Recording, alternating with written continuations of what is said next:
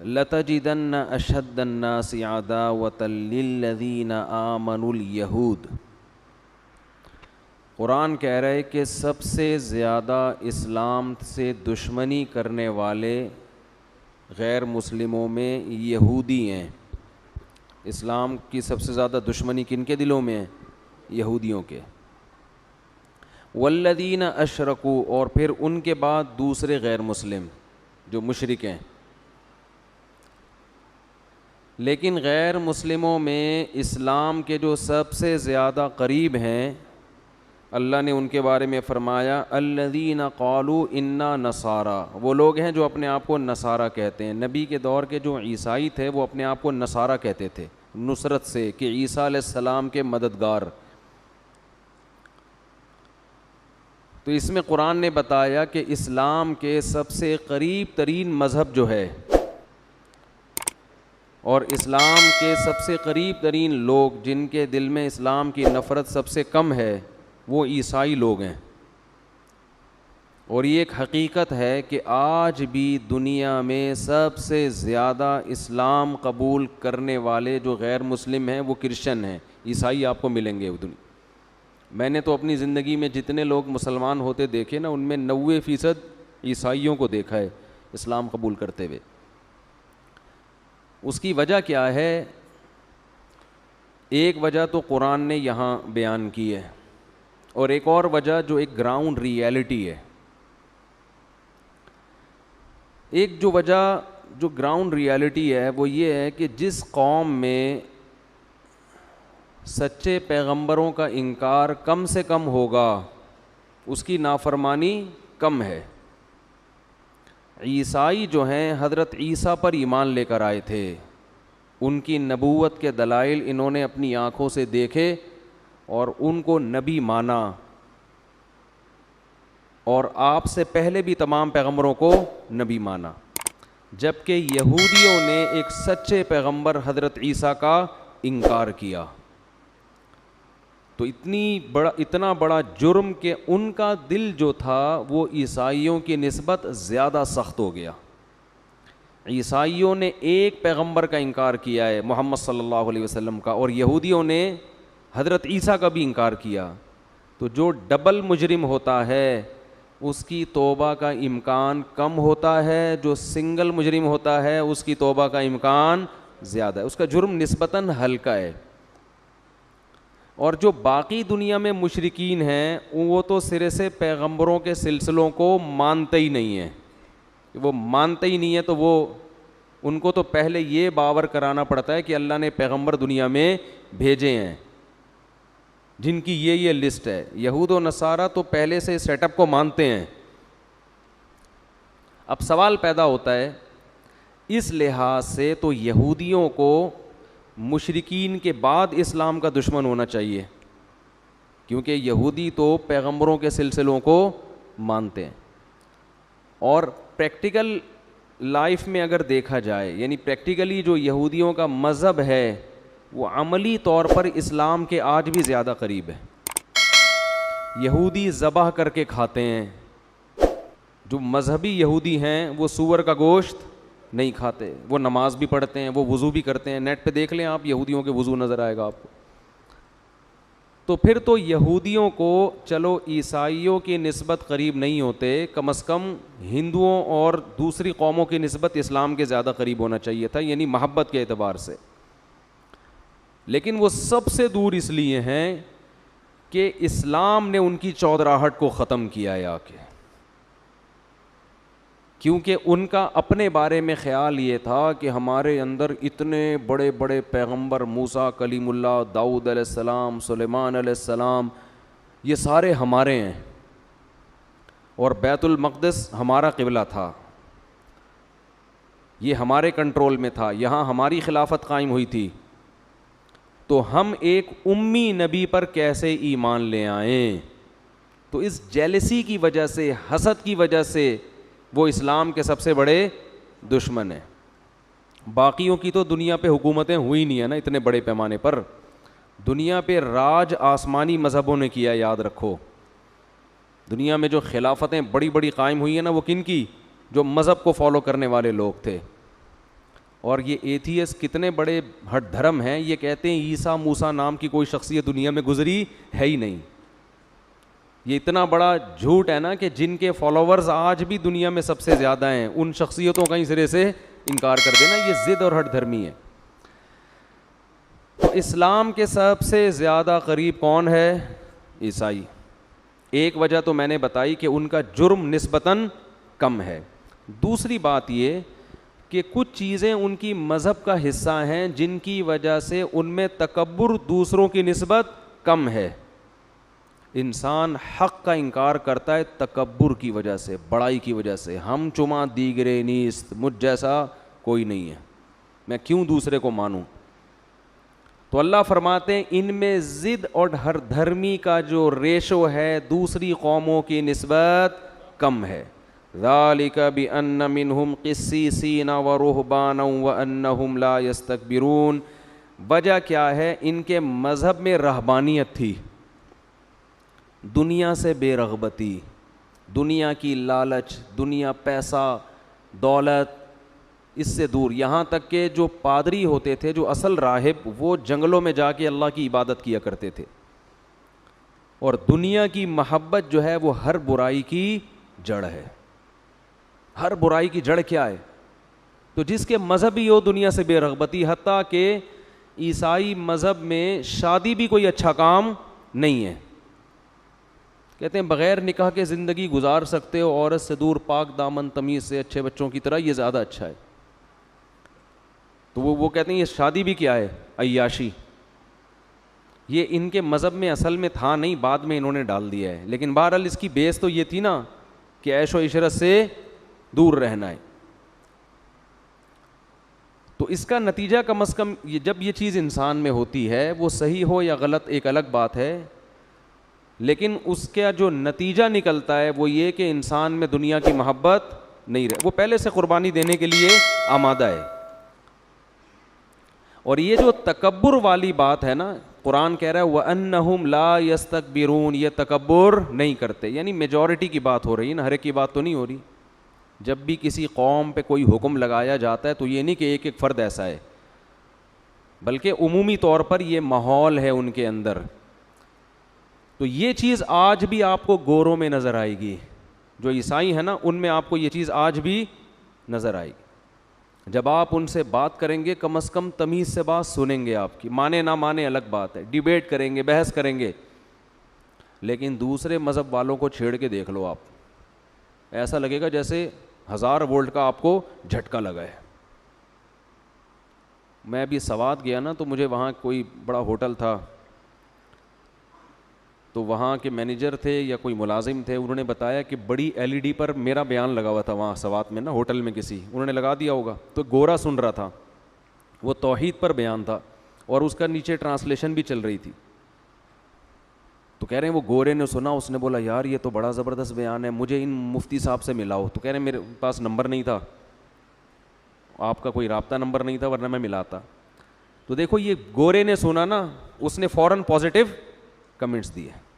میں یہ نہیں کہہ رہا کہ ہندوؤں میں اچھے لوگ نہیں ہوتے, ایک میجورٹی کی بات کر. بہت سے ہندو بھی پازیٹیو کمنٹس کرتے ہیں, بہت سے سکھ بھی سنتے ہیں, بہت سے یہودی بھی سنتے ہوں گے, سارے ایک جیسے تھوڑی ہیں.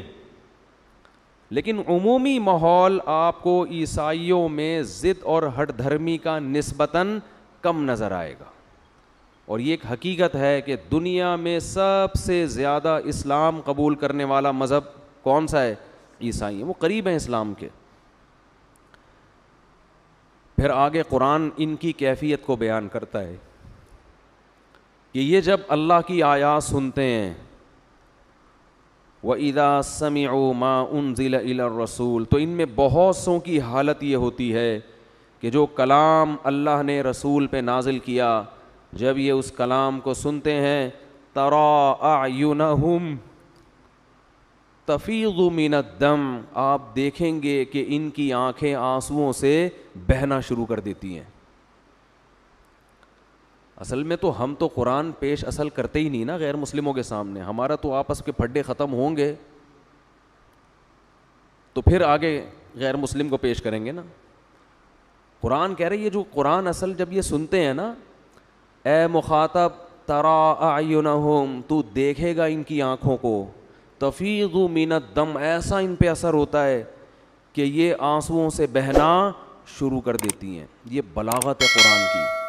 آنسوؤں میں آنکھیں نہیں بہا کرتی، آنکھوں سے آنسو بہا کرتے ہیں، لیکن قرآن کہہ رہا ہے آنسوؤں سے آنکھیں بہنا شروع ہو جاتی ہے. قرآن کوئی سائنس کی کتاب نہیں ہے کہ اب آپ لیبارٹری میں جا کے ٹیسٹ کرواؤ کہ یار آنکھیں تو بہہ جائیں گی تو وہ تو بندہ ہی اندھا ہو جائے گا.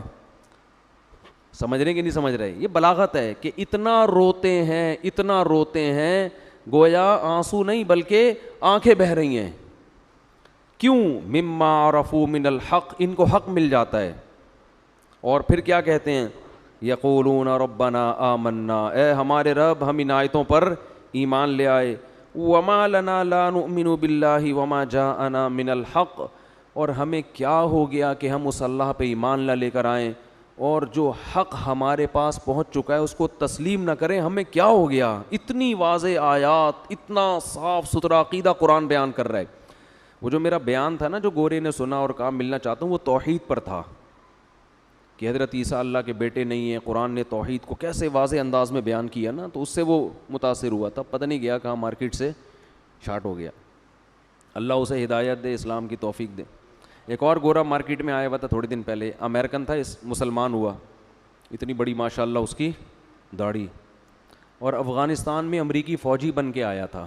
ٹھیک ہے نا، مسلمان ہوا، ریٹائر بھی ہو گیا تھا وہ تو مسلمان ہوا، پھر مسلمان ہو کے ادھر پاکستان بھی آیا، ادھر ہم سے بھی ملنے کے لیے آیا تھا. ابھی پتہ نہیں شاید امریکہ میں بیٹھا ہوا ہے. اور اس کو مسلمان بھی سوات کے ایک پٹھان نے کیا، تو اس نے اس کو قرآن دیا، سمجھایا. تو وہ اتنا، ابھی میں سوات جا رہا تھا تو وہاں ہمارے وہ دوست ملے، انہوں نے کہا کہ اس کی سب سے بڑی خواہش ہے قرآن حفظ کرنے کی، اس گورے کی، وہ قرآن حفظ کرنے میں لگا ہوا ہے. تو اللہ قرآن میں فرماتے ہیں یقولون وما لنا لا نؤمن باللہ، وہ کہتے ہیں ہمیں کیا ہو گیا کہ ہم اتنی واضح آیات پر ایمان نہ لے کر آئیں. تو اللہ نے فرمایا وَإِذَا سَمِعُوا مَا أُنزِلَ إِلَى الرَّسُولِ، اور اس میں نجاشی کی طرف بھی اشارہ ہے. نجاشی عیسائی بادشاہ تھا. جب حضرت جعفر طیار نے سورہ مریم پڑھ کے سنائی ہے نجاشی کو تو خود بھی رویا، اور جتنے پادری اس کے ارد گرد بیٹھے ہوئے تھے سب کی رو رو کے داڑیاں تر ہو گئیں. ذکر رحمت ربک عبدہ زکریا اذ نادى ربہ نداء خفیا قال رب انی وہن العظم منی واشتعل الرأس شیبا ولم اکن بدعائک رب شقیا. زکریا علیہ السلام کی کو تو عیسائی اپنا پیغمبر مانتے ہیں، مگر قرآن ان کے واقعات کو کیسے خوبصورت انداز میں بیان کر رہا ہے. وَاذْكُرْ فِي الْكِتَابِ مَرْيَمَ اِذِ انْتَبَذَتْ بِهِ مَكَانًا قَصِيًّا فَأَجَاءَهَا الْمَخَاضُ إِلَى جِذْعِ النَّخْلَةِ قَالَتْ يَا لَيْتَنِي مِتُّ قَبْلَ هَذَا وَكُنْتُ نَسِيًّا مَنْسِيًّا. بغیر شوہر کے حمل ٹھہر رہا ہے، وہ کہہ رہی ہے ہائے کاش یہ دن میں نے زندگی میں دیکھا نہ ہوتا. ایسا خوبصورت بیان کیا. حضرت جعفر طیار نے جب سورہ مریم پڑھی ہے، نجاشی کی آنکھیں رو رو کے تر ہو گئی. اور عجیب بات بتاؤں، قرآن جس کو سمجھ میں نہیں آتا اس پہ بھی اثر کرتا ہے. جس کو سمجھ میں نہیں آتا نا اس پہ بھی اثر کرتا ہے. اب دیکھو ہم جو تراویح میں قرآن پڑھتے ہیں، اکثر لوگوں کو تو سمجھ میں نہیں آ رہا، پھر بھی سن لیتے ہیں. کہتے ہیں آج امام صاحب نے بڑا اچھا پڑھا ہے، بڑا مزہ آیا. ابے تجھے کس بات کا مزہ آیا؟ تجھے سمجھ تو آیا نہیں ہے. نہیں آ رہا پھر بھی کیا آ رہا ہے؟ حالانکہ نہ یہ موسیقی ہے، نہ یہ کوئی ترنم سے پڑھے ہوئے اشعار ہیں، نہ یہ کوئی نظم ہے، نہ ہی معاذ اللہ کوئی سانگ ہے، کوئی گانا ہے، نہ کوئی قوالی ہے کتاب. پھر بھی کیا آتا ہے؟ مزہ آتا ہے. حسن قراءت کے مقابلے ہوتے ہیں دنیا میں، ایوارڈ جیتتے ہیں قاری لوگ. یہ بلاغت ہے. میں نے جمعے کا خطبہ ایک ڈالا ہوا تھا بہت پرانا اپنا، وہ سارا عربی میں ہے نا، اس میں قرآنی آیات ہیں. نیچے ایک انگریز عورت نے کمنٹس کیے ہوئے تھے کہ میں پابندی سے یہ خطبہ سنتی ہوں، مجھے بہت ذہنی سکون ملتا ہے یہ سن کے. ایک گوری نے یہ کمنٹس کیے ہوئے تھے نیچے. میں جب ملیشیا میں تھا تو ساحل سمندر پہ ہم ویسے ہی لوفری کے لیے گئے. جائز لوفری تھی، ناجائز لوفری. لوفری سے آپ سمجھیں گے پتہ نہیں کوئی سٹا لگانے گئے تھے وہاں پہ، ویسے ہی گھومنے پھرنے کے لیے. تو ساحل سمندر پہ دو بندے نظر آئے مجھے، میں نے پھر ان کی ویڈیو اپلوڈ بھی کی تھی. وہ بندے دم کروا رہے تھے کسی مولانا صاحب سے. ایک مولانا قرآن پڑھ کے ان پہ کیا کر رہے تھے؟ دم. تو میں نے جب ان کو انٹرویو لیا تو پتہ چلا یہ دونوں بندے غیر مسلم ہیں.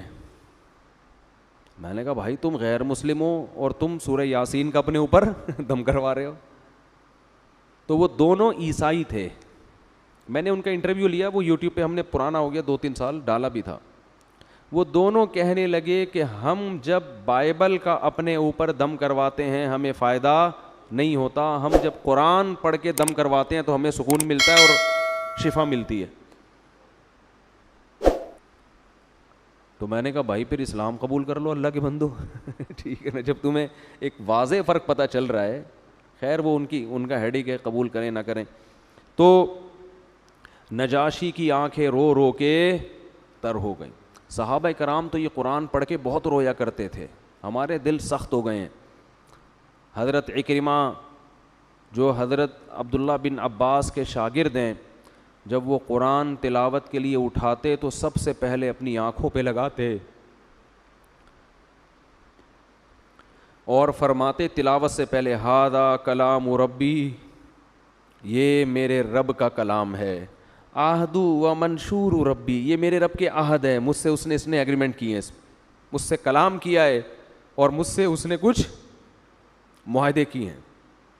یہ کرو گے تو یہ ملے گا, اس سے بچو گے تو یہ ملے گا.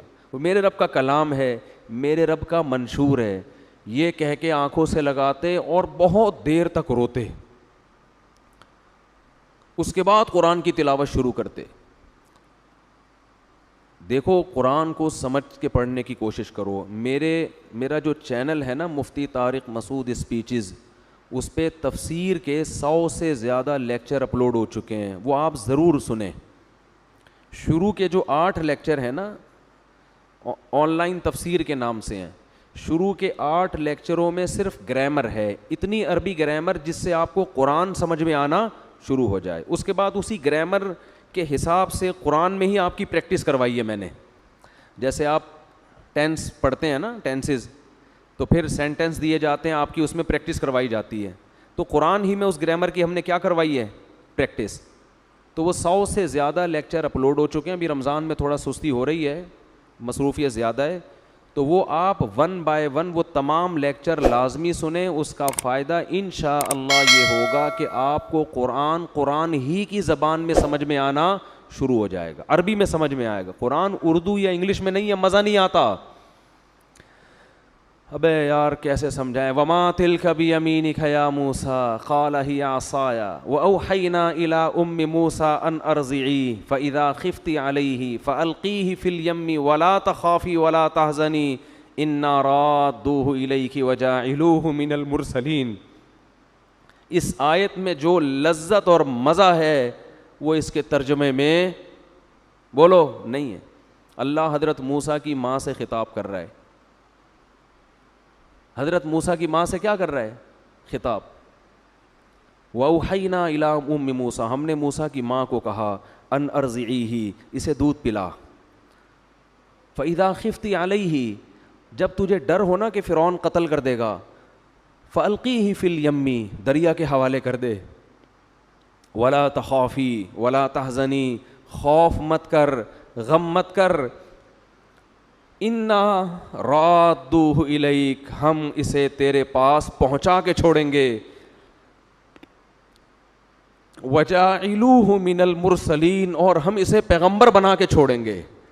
یہ نہیں کہا کہ پیغمبر بنائیں گے, پیغمبر بنا کے چھوڑیں گے, ہم اسے تیری گود میں پہنچا کے چھوڑیں گے. اب یہ وہ ترجمہ نہیں ہو رہا جو عربی میں ہے, مزہ نہیں آ رہا. بلاغت تو عربی میں ہے نا, تو اس لیے قرآن کو قرآن کی زبان میں سیکھنے کی کوشش کریں, پھر قرآن پڑھنے میں بھی مزہ آئے گا اور قرآن سننے میں بھی. تو وہ لیکچر ضرور سنیں پابندی کے ساتھ, تھوڑا ٹائم لگا کر, تمیز سے. 40 منٹ کے ایک لیکچر ہوتا ہے, تو 100 دنوں میں 100 لیکچر انشاءاللہ آپ سن لیں گے, اور قرآن سامنے رکھ کے سنا کریں. دیکھو تفسیر کے بہت سارے لیکچر ہیں یوٹیوب پہ, بہت سارے علماء کے لیکچر ہیں, اسکالرس کے لیکچر ہیں, وہ سب ٹھیک ہیں. مجھے یہ نئے لیکچر ریکارڈ کروانے کی چندہ ضرورت نہیں تھی. بہت سارے ڈاکٹر اسرار احمد کے لیکچر پڑے ہوئے ہیں, اور ہم بہت سے علماء کے, دینی مدارس کے علماء کے لیکچر آپ کو ملیں گے, آڈیو لیکچر ہیں بہت سے علماء کے. یہ جو میں نے ریکارڈ کروایا ہے نا, اس میں قرآن کی لمبی چوڑی تفسیر مقصود نہیں ہے, ٹو دا پوائنٹ آیتوں کا ترجمہ اور آیت کی ٹو دا پوائنٹ تفسیر. میرا جو ہدف, دیکھو ہر شخص جب تفسیر لکھتا ہے تو اس کا ایک ہدف ہوتا ہے, تو میرا ہدف اس میں یہ تھا کہ لوگ جب قرآن مجید کی تلاوت کریں تو ان کو آیتوں کا مفہوم عربی میں سمجھ میں آئے, وہ ترجمے کے محتاج نہ رہیں. تو جس کا یہ ہدف ہے نا, اس کے لیے میری معلومات کے مطابق اس جیسے لیکچر ابھی تک یوٹیوب پہ مجھے نظر نہیں آئے. ہو سکتا ہے ہوں, لیکن میری نالج میں نہیں ہے. تو وہ ضرور سنیں, اس سے آپ کو قرآن انشاءاللہ قرآن کی زبان میں سمجھ میں آئے گا. سمجھتے ہو کہ نہیں سمجھتے, اور بور نہیں ہو شروع میں ٹائم